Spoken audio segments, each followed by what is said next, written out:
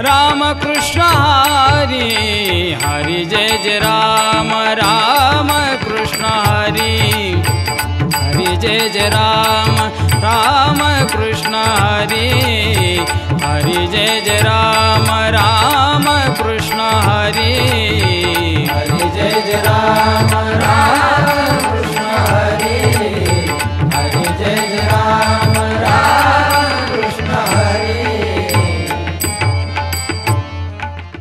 बार घुमाई बार घुमाई बार घुमाई बार घुमाई बार घुमाई बार घुमाई बार घुमाई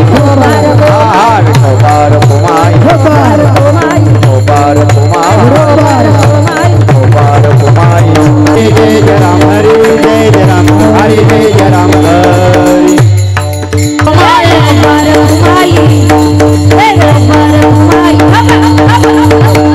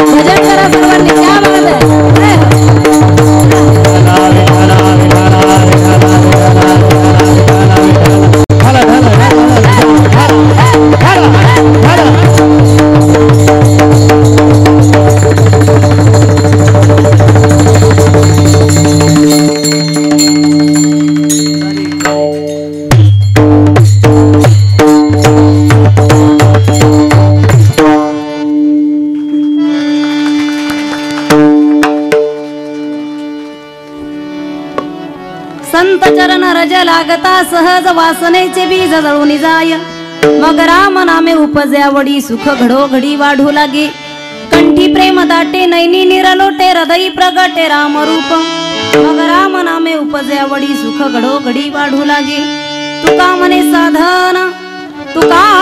साधन सुलभ गोमटे परी उपतिष्ठे पूर्व पुण्य मग राम नामे उपजे आवडी सुख घडो घडी वाढू लागे विठ्ठल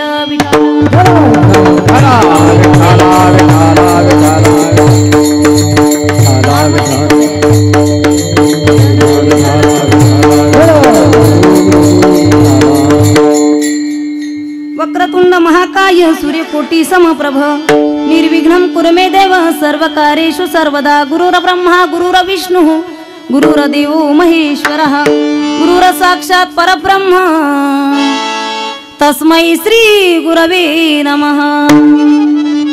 महायोगपीठे तटे भीमरथ्यां वरं पुंडरीकाय दातुं निन्द्रे समागत्य तिष्ठन्तमानन्द कंदं परब्रह्मलिंगं भजे पांडुरंगं पांडुरंग करू प्रथम नमः पांडुरंग करू प्रथम नमः पांडुरंग करू प्रथम नमः पांडुरंग करू प्रथम नमः पांडुरंग करू प्रथम नमः पांडुरंग करू प्रथम नमः पांडुरंग करू प्रथम नमः पांडुरंग करू प्रथम नमः पांडुरंग करू प्रथम नमः पांडुरंग करू प्रथम नमः पांडुरंग करू प्रथम नमः पांडुरंग करू प्रथम नमः पांडुरंग करू प्रथम नमः पांडुरंग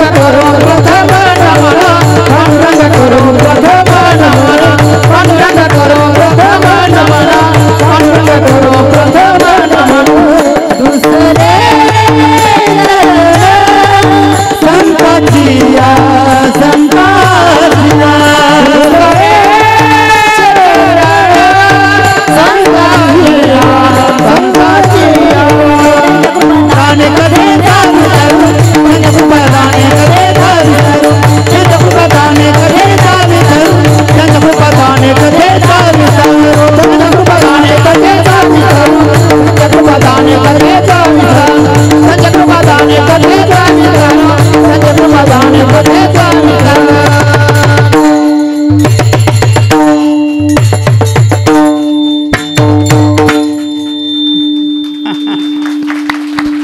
अलंकापुरी रम्य सिंहासनस्थं पदांभोज तेजस्प्रदिक् प्रदेश विधीन्द्रादिदेवे सदास्तु यमानं समाधिस्तमृत्तिं भजे ज्ञानदेवं ज्ञानेषु भगवान् विष्णु निवृत्तिर भगवान् हरा सोपान भगवान् ब्रह्मा मुक्ताख्या ब्रह्मचित्खला ज्ञानेशं च ज्ञानमूर्ति साक्षात् प्रेम स्वरूपिणं नामदेव दयामूर्तिं नाथं वन्दे पुनः पुनः वैरागीश परममूर्ति देव क्षत्र निवासिनं तुकाराम महाराष्ट्रं भक्तराज चतुष्टम श्री संताची माथा चरणावरी साष्टांग हे करी दंडवत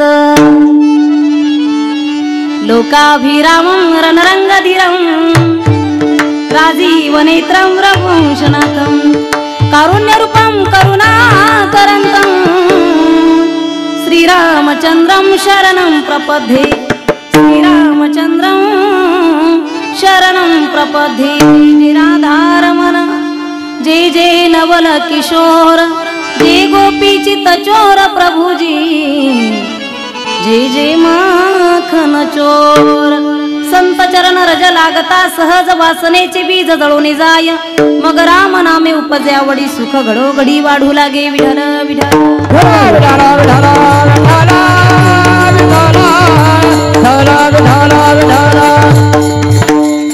कीर्तन रूपी सेवे करता निवडलेला अभंग महान भगवत भक्त संत श्रेष्ठ संत सम्राट विश्ववंदे महाराष्ट्र भूषण वारकरी संप्रदायाला कलशस्थानी शोभून दिसणारे जगद्गुरु तुकोबाराय आयुष्याच्या साधने सजिदानंद पदवी घेणे आयुष्य जीवन संगतीने घडतही आणि बिघडतही हा सिद्धांत देणारा अभंग सेवे करता निवडलेला आहे विठ्ठल विठ्ठल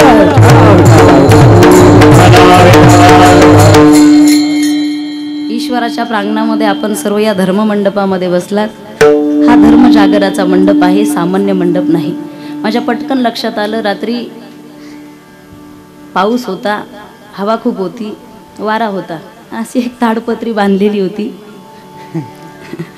त्या ताडपत्रीमध्ये काही कार्यकर्त्यांनी ती जास्त उडू नये म्हणून दगड टाकून ठेवले होते. आणि आमचे 2-3 गायक नेमके त्या बाजूनेच उभे होते. माझ्या ताडपत्री पाहून पटकन लक्षात आलं, जे ते दगड पडला महाराज एवढं टेंगुळ आलं त्याच्या डोक्याला. अगदी गोड असं वातावरण आहे. ईश्वराच्या प्रांगणामध्ये आपण या ठिकाणी जमलात. हा सामान्य मंडप नाही, हा लग्नाचा मंडप नाही, हा धर्म जागराचा मंडप आहे. इथं येण्यासाठी अहो भाग्य लागतं बरं का, परम भाग्य लागतं. अनेक जन्माचे सुकृत पदरी त्याच्या मुखी हरी पैठा होय.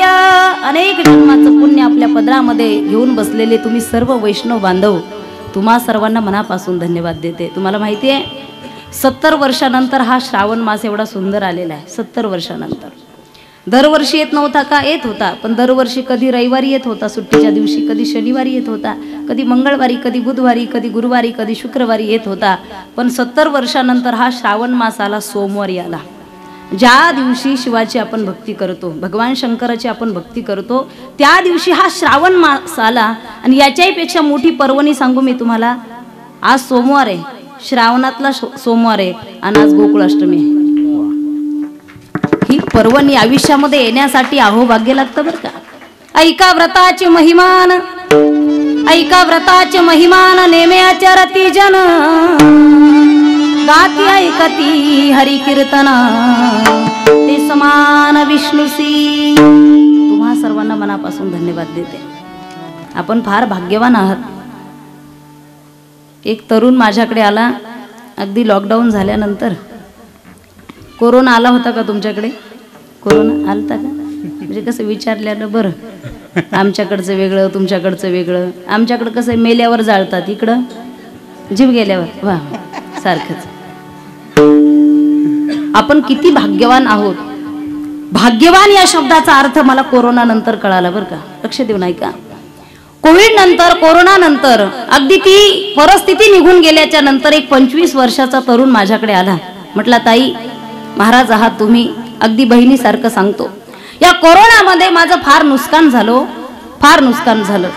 म्हटलं किती रुपयाचं झालं? तो म्हटला 4 लाख रुपयाचं नुकसान झालं. किती झालं? 4 लाखाचं नुकसान झालं. मी तरी त्या तरुणाला म्हटलं तू फायद्यात आहे, फायदा झाला तुझा. तो म्हटला नाही ताई 4 लाखाचं नुकसान झालं. मी तरी म्हटलं तू फायद्यात आहे, फायदा झाला तुझा, फायदा झाला. तो म्हटला नाही नुकसान झालं ताई, 4 लाखाचं झालं. 5 वर्ष गेले कमवण्यासाठी. कपड्याची दुकान टाकली होती, बंद केली, बंद राहिली. लॉकडाऊन झालं, उंदराने कार्यक्रम करून टाकला. ना नफा ना तोटा. तोट्याच्याही पलीकडे ही गोष्ट निघून गेली. फार नुकसान झालं. 4 लाख रुपये गेले माझे. परत मला 5 वर्ष मागं जावं लागतं, म्हणजे कष्ट करावे लागतात. एवढं सगळं सांगून सुद्धा मी त्या तरुणाला म्हटलं तू फायद्यात आहे, फायदा झाला तुझा. तो म्हटला नाही नुकसान झालं. मी म्हटलं नाही फायदा झाला तुझा. तो म्हटला कोणता फायदा झाला माझा?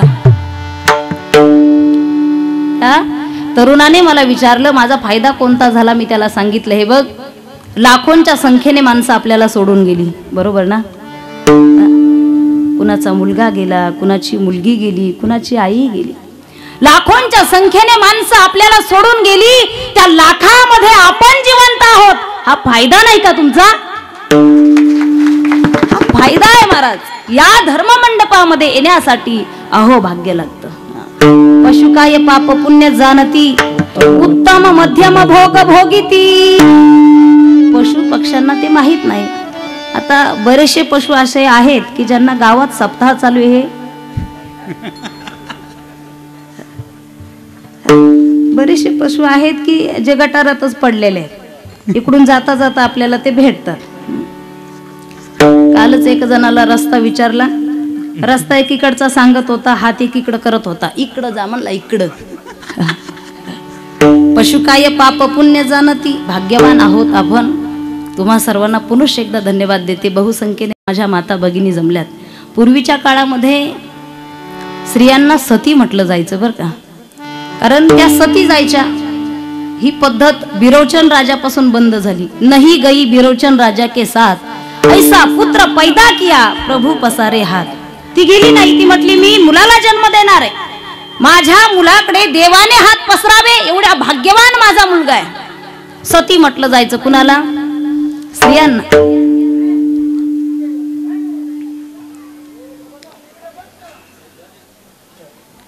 जोडीने बसा ना तिकडं. हा, वा वा, क्या बात आहे.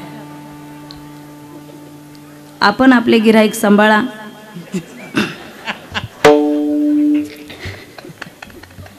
कसं मी सांभाळून आणते ना.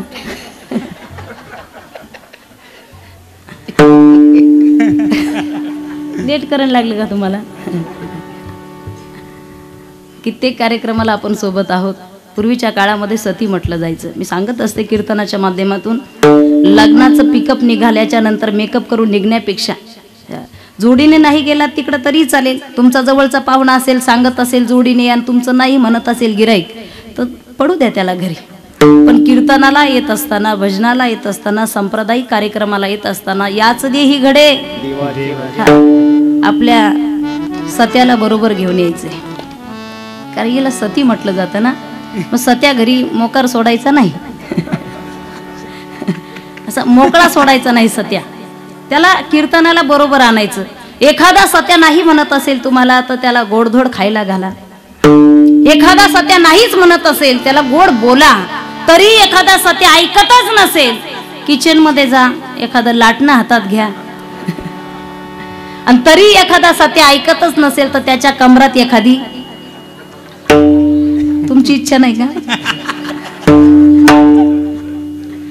पण जोडीने या. उठा साधू संत, साधा आपुले हित, गेला गेला हा नरदेह मग कैसा भगवंत. एकदा मेल्यानंतर उठता येत नाही. पोरगा मुंबईवरून येतो, बाबा एकदा पहा ना कसे पातील आता. डोळे तेच आहेत, हात तेच, उचलत नाही. एकदा हृदयातला राम निघून गेला तर किती राम उठवायला आले की राम नाही. तुमच्या लक्षात येते ना? नावाचे राम उठवायला आले, नावाचा राम मेला आणि हृदयात राम राहिला नाही तर माणसं उठत नाही. आपण भाग्यवान आहोत. पुनश एकदा तुम्हा सर्वांना मनापासून धन्यवाद देते. एकल्याचा नवता खेळ म्हणूनही मेळ मेळविला जमविला. या ठिकाणी सर्व वैष्णव आहेत. माऊली स्वरूप, मुक्ताई स्वरूप हे सगळे विद्यार्थी, मला वाटतंय सुनीताताई गजे यांच्या संस्थेतले आहेत का? नाही का? रंधे महाराज, पिंपळगाव महाराज यांच्या संस्थेतील रंधे महाराज. रंधे कसं आहे आडनाव आमचा आंधळे ना, ऐकायला कमी येतं मला. इकून काही तिकून काही.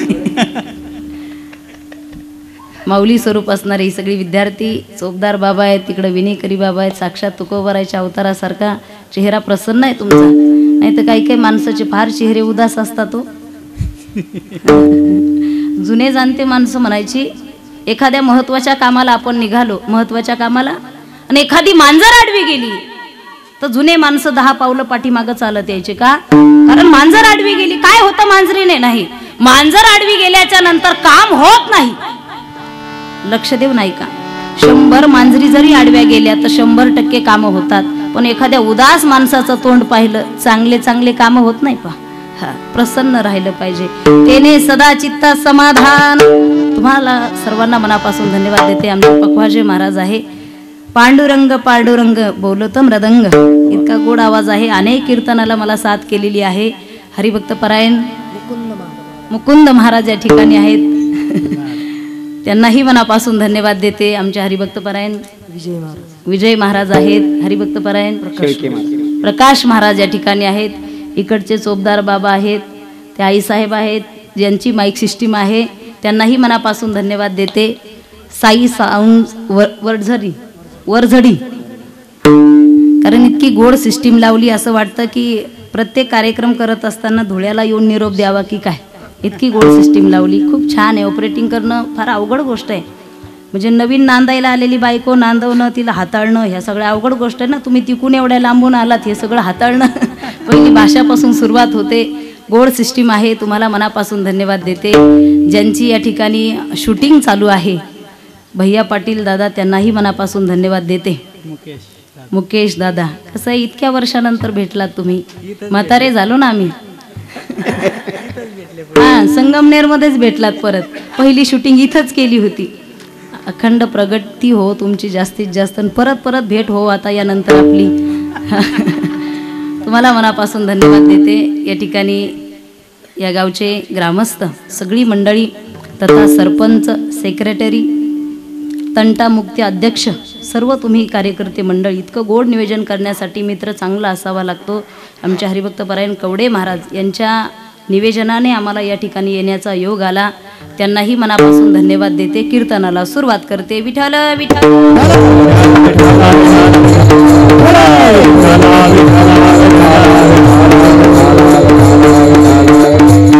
चरण रज लागता सहज वासनेचे बीज दळून जाय. संत चरण रज लागता मग राम नामे उपजे आवडी सुख घडोघडी वाढू लागे. संत चरण रज लागता, लागता या शब्दावर अंडरलाईन करा.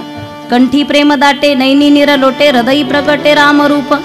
संत चरण रज लागता तुका म्हणे साधन सुलभ गोमटे परी उपतिष्ठे पूर्व पुण्य.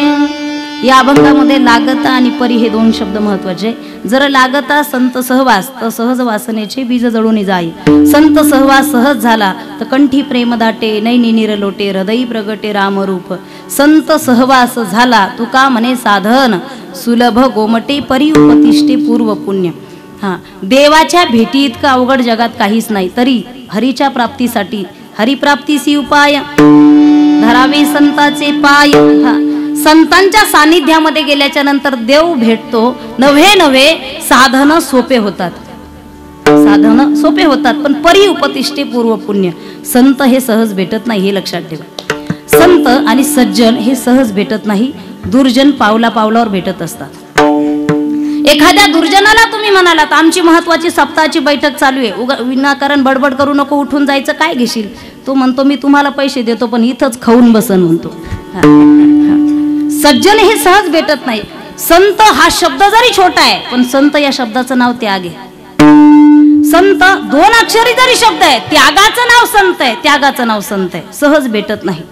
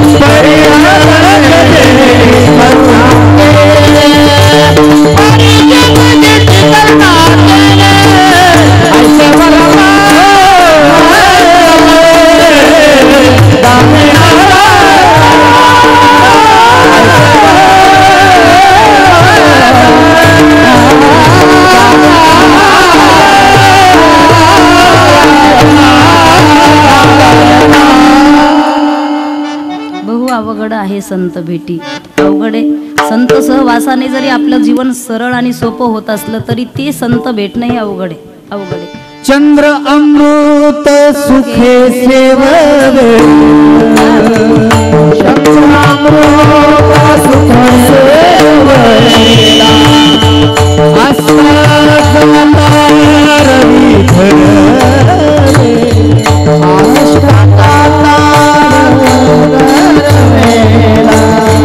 बाह्या हेला सागर करवे, बाह्य हेला सागर करवे, परिया संभूती भेटन होईल का,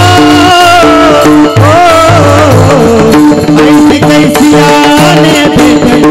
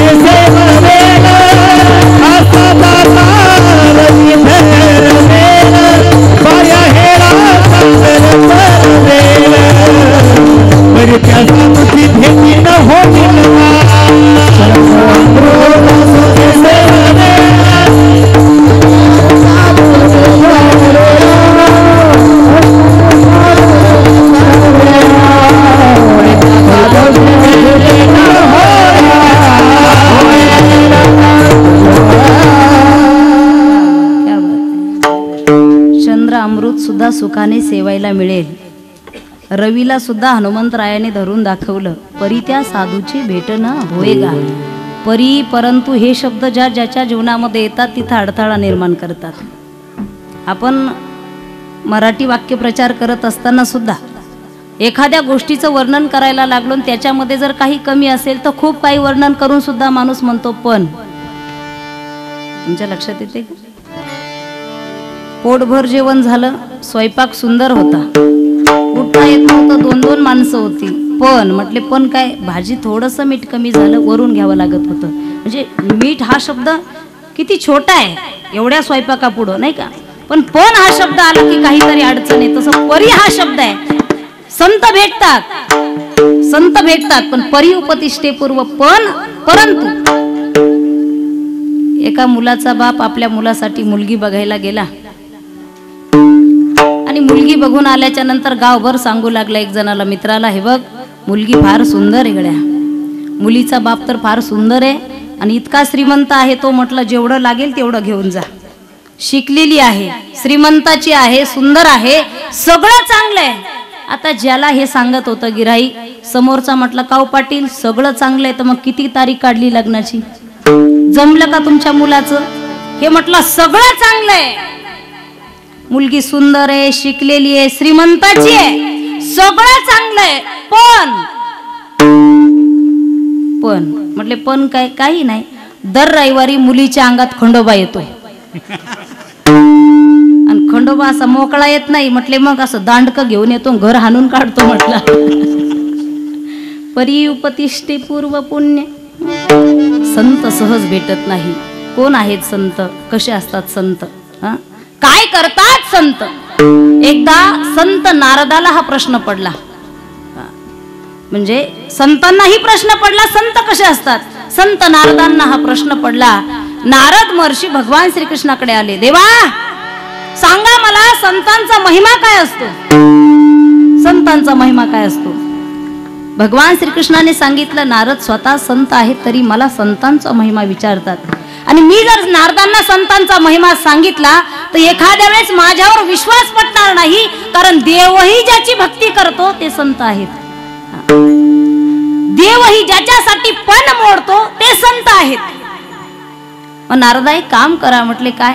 काही नाही, संतांचा महिमा माहित नाही तुम्हाला आणि तो कळवायचा असेल, एक काम करा, त्या कुपाटीवर जाऊन पहा, एक सरड्या बसलेला आहे, जा त्या सरड्याकडे, त्या सरड्याला जाऊन विचारा संतांचा महिमा काय असतो.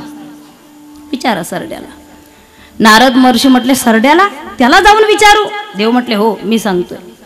आले सरड्याकडे. ए बाबा, मला भगवंताने पाठवलंय, तुला माहिती आहे संतांचा महिमा काय असतो?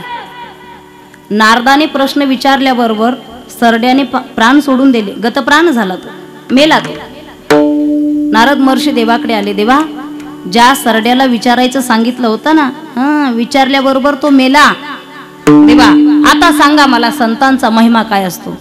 देव म्हटले काळजी करू नका, त्या झाडावरती एक पोपट बसलेला आहे, त्या पोपटाला जाऊन विचारा सरड्याचा, त्या संतांचा महिमा काय. जा पोपटाला विचारा. नारद महर्षी आले, पोपटाला विचारलं, ए बाबा मला देवाने पाठवले, सांग संतांचा महिमा काय असतो. नारदाने हा प्रश्न विचारल्याबरोबर त्याने सुद्धा प्राण सोडले, गतप्राण झाला. तो निराश झाले नारद. आले देवाकडे. देवा, सरड्याही मेला आणि पोपटही मेला, आता सांगा मी कुणाला विचारू. देवाने सांगितलं काळजी करू नका, आत्ताच एका गाईला वासरू झाले, जा त्या वासराला जाऊन विचारा. वासराकडे आले. वासराला विचारलं, करे तुला संतांचा महिमा काय असतो हे माहिती आहे का? माहित असेल तर सांग मला पटकन. वासराला हा प्रश्न केल्याबरोबर त्याने सुद्धा प्राण त्याग केला, प्राण सोडून दिले, वासरूही मेलं. अगदी निराश झाले नारद महर्षी, संत नारद. आले देवाकडे, भगवान श्रीकृष्णाकडे. देवा, निराश झालो, सरड्या मेला, पोपटही मेला आणि गाईचं वासरू सुद्धा मेलं. देवा, आता मला कोण सांगेल संतांचा महिमा काय असतो? कोण सांगेल मला? कोण सांगेल? भगवंताने सांगितलं निराश होऊ नका. म्हटले मग जा, त्या नगराच्या राजाला मुलगा झालेला आहे, कित्येक वर्षानंतर राजकुमार झालाय. जा त्या कुमाराला जाऊन विचारा, एका दिवसाचं बाळ आहे, कित्येक वर्षानंतर त्या राजवाड्यामध्ये ते बाळ जन्माला आलेलं आहे. नारद महर्षी म्हटले, देवा सरड्या मेला त्याचं कोणी नव्हतं, पोपट मेला त्याचंही कोणी नव्हतं, वासरू गेलं तेव्हाही मला कोणी विचारलं नाही, पण तू म्हणतोय त्या नगराच्या राजाला मुलगा झालाय, कित्येक वर्षानंतर झालाय, राजकुमार झालाय, आणि त्याला जाऊन विचारा, आणि त्या राजकुमाराला जर काही झालं देवा, राजा मला सोडेल का? सुळावर देईल ना तो राजा, मला फासावर देईल. नाही देवा नाही, मी जाणार नाही, मी जाणार नाही. देवाने सांगितलं, काळजी करू नका, मी आहे तुमच्या पाठीशी, जा. असंच एकदा द्वापार युगामध्ये कुरुक्षेत्रामध्ये घडल्या गेलं होतं. ज्या वेळेस अर्जुन म्हणत होता, देवा मी धनुष्य उचलणार नाही. काय म्हणतो देवा तू? कौरवाला मारून टाक, धनुष्य हातामध्ये घे. हे कौरव, हे द्रोणाचार्य, हे भीष्माचार्य, मी यांना मारणार नाही देवा, हे माझे बंधू आहेत किती असलं तरी. नाही देवा, मला लढाई लढायची नाही. देवाने सांगितलंय, अर्जुना अरे ही तुझ्या भावाची लढाई नाहीये, मग ही धर्माची आणि अधर्माची लढाई आहे. उचल धनुष्य, काळजी करू नको, मागे पुढे उभा, मी आहे तुझ्या पाठीशी. नारदा जा तुम्ही, काळजी करू नका, मी आहे तुमच्या पाठीशी, मी आहे तुमचा पाठीराखा. काय होणार नाही त्या राजकुमाराला. घाबरत घाबरत घाबरत घाबरत नारद महर्षी त्या राजवाड्यामध्ये आले. एका दिवसाचं बाळ ते पाळण्यामध्ये होतं. त्या लेकराला जाऊन विचारलं, बाळा तुला माहिती आहे का रे संतांचा महिमा काय असतो? आश्चर्य आहे महाराज, एका दिवसाचं लेकरू बोलायला लागलं. एका दिवसाचं लेकरू बोलायला लागलं. नारद महर्षी, मी सरड्या होतो, तुमचं दर्शन झालं, मी गतप्राण झालो. पोपटाच्या जन्माला गेलो, तुमचं दर्शन झालं, गतप्राण झालो. नंतर वासरू म्हणून जन्माला आलो, तुमचं दर्शन झालं, गतप्राण झालो. आणि तुमच्या दर्शनानेच या राजाचा राजकुमार झाला आणि राजवाड्यामध्ये माझा जन्म झाला. याच्यापेक्षा वेगळा संतांचा महिमा असू शकतो का? सरड्याचा राजकुमार झाला ते संत चरण. स्वतः संत म्हणून घेत असेल कोणी तर तो त्यांचा भ्रम असेल, तो त्यांचा भ्रम असेल. मी एक गोष्ट सांगू तुम्हाला, संतांच्या आणि सज्जनाच्या संगतीमध्ये तुमचा फायदा होईल की नाही हे मला माहित नाही. सज्जनाच्या संगतीमध्ये, संतांच्या संगतीमध्ये तुमचा फायदा होईल की नाही हे मला माहित नाही, पण 100% गॅरंटीने सांगते तुमचं नुकसान होणार नाही. पतन उद्धार संघाचा महिमा, तुमचं पतन करून घ्यायचंय की तुमचा उद्धार करून घ्यायचा आहे हे संगतीवर अवलंबून आहे. संगतीवर अवलंबून आहे. तरुण मंडळी इथं बसलेले, मी सांगत असते नेहमी, संगत मित्र चांगले असावेत बरं का. मित्राकडे श्रीमंती नसली तरी चालेल, पण त्याच्याकडे विचाराची श्रीमंती असावी. मित्र मळका असला तरी चालेल, मित्र जळका नसावा. वाटोळं करतो आपलं. मित्र भगवान श्रीकृष्णासारखा असावा, द्वारकाधीश आहे, द्वारकेचा राजा आहे, गर्व नाहीये. मित्र सुदामजी सारखा असावा, 18 विश्व दारिद्र्य आपल्या घरामध्ये आहे, गरिबीची लाज वाटत नाहीये. मित्र चांगला असावा. मूर्खस्य गात्रांनी वर्धंती किंतुम तेषाम ज्ञानम न वर्धंती. 1000 मूर्खाची संगती करण्यापेक्षा एका शहाण्याची करा बघा, फायदा झाल्याशिवाय राहणार नाही तुम्ही. कधी कधी काही मूर्ख किती मूर्ख आहेत हेही त्यांना कळत नाही, आणि काहींना मूर्ख असण्याचा स्वाभिमान वाटतो. आता त्यांच्या संगतीमध्ये गेल्याच्या नंतर तुमचं कल्याण होणार आहे का? आणि किती मूर्ख एकत्र आल्याच्या नंतर अखंड हरिनाम सप्ताह करणारे, गावचा विकास करणारे शहाणे लागतात ना, त्याच्यासाठी शहाणे लागतात. एक मूर्ख गावाला त्रास द्यायचं. आता गावाला त्रास देत होतं म्हणून सगळे त्याला मूर्खच म्हणायचे, त्याला त्याचं काही वाटत नव्हतं. पण एकदा शेजारच्या गावात गेलं आणि पिण्याच्या पाण्याचा झरा होता, त्या झऱ्यामध्ये बुटासहित पाय सोडून बसलं. काही महिला आल्या तिथं, त्यात एका महिलेचं शिक्षण 9वी झालेली होती.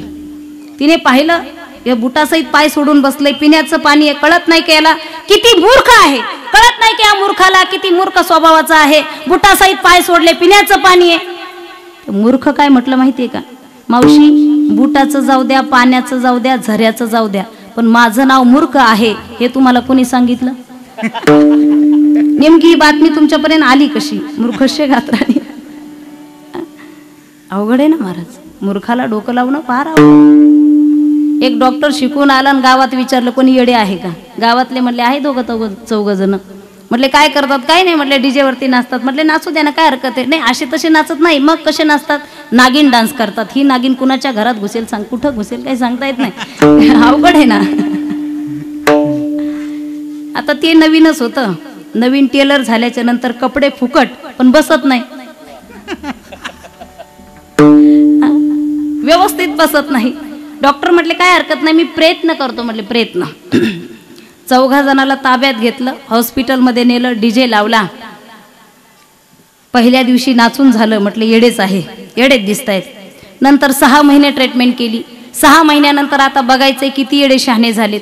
परत एकदा डीजे लावला त्या हॉस्पिटलमध्ये. जसा डीजे लावला त्यातले 3 जण उठले आणि डान्स करायला लागले, नागिन डान्स सगळ्या हॉस्पिटलमध्ये.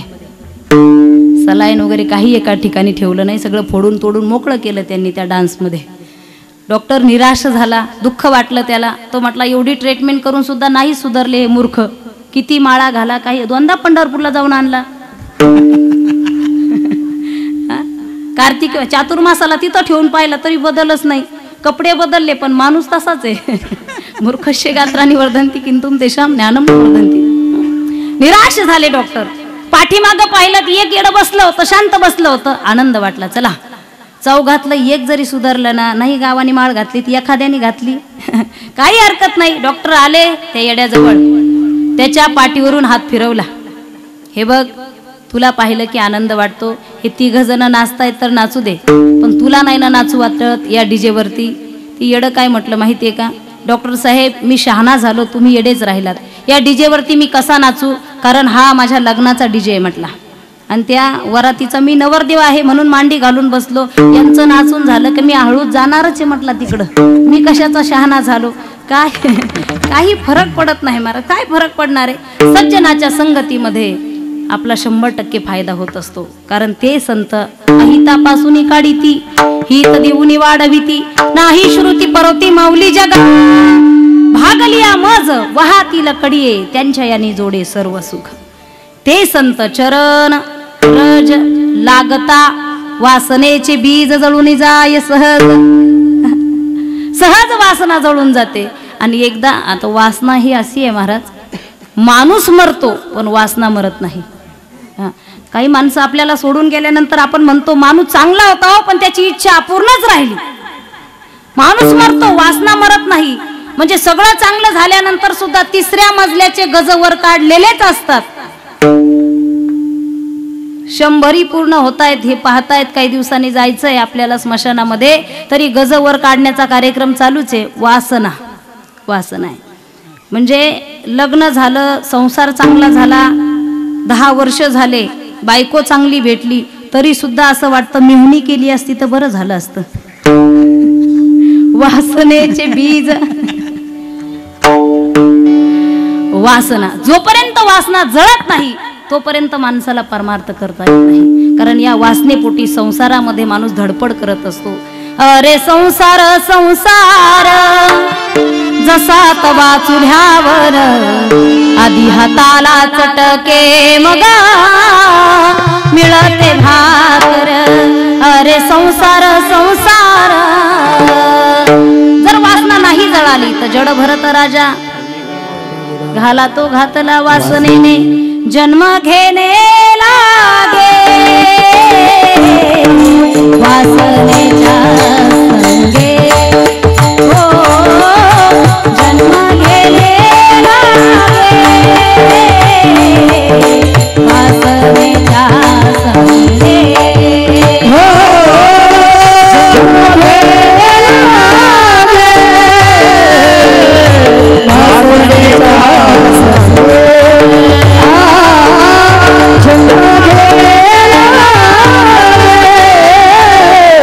वासनेच्या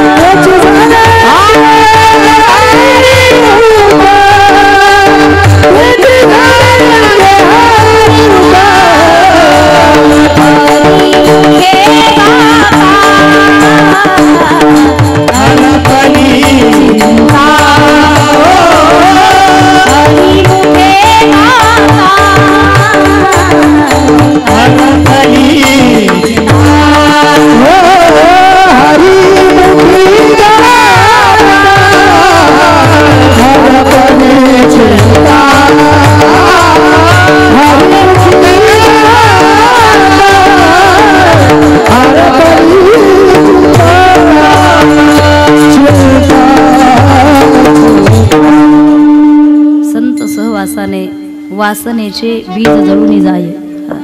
भागलिया मज वाहातील कडिये त्यांच्या यानी जोडे सर्व सुख. थकल्यावर भागल्यावर संत उचलतात कडेवरती येतात. बाबा नसेल तुझ्याकडं तिकिटाला पैसे चल वारीला. आपण वारीला गेल्याच्या नंतर एक आनंद सोहळा पाहायला मिळतो. तेने सदा चित्ता समाधान सर्व सुखल्यालो सर्व अलंकार आनंदी निर्भर डुलत असो. तिथं गेल्याच्या नंतर एक महिनाभर ज्या संसाराची आठवण होत नाही फक्त भगवंताची आठवण होते त्याला सोहळा म्हटलं जातं माऊलींचा सोहळा. तिथं गेल्याच्या नंतर आनंद मिळतो. म्हणून जर वासना एकदा जळाली तर तुकोबराच्या भाषेमध्ये अभंगाचं दुसरं चरण. मग राम नाम उपजे आवरे. मग राम नाम उपजे आवरे. मग राम नाम उपजे आवरे. मग राम नाम उपजे आवरे. मग राम नाम उपजे आवरे. मग राम नाम उपजे आवरे. मग राम नाम उपजे आवरे. मग राम नाम उपजे आवरे.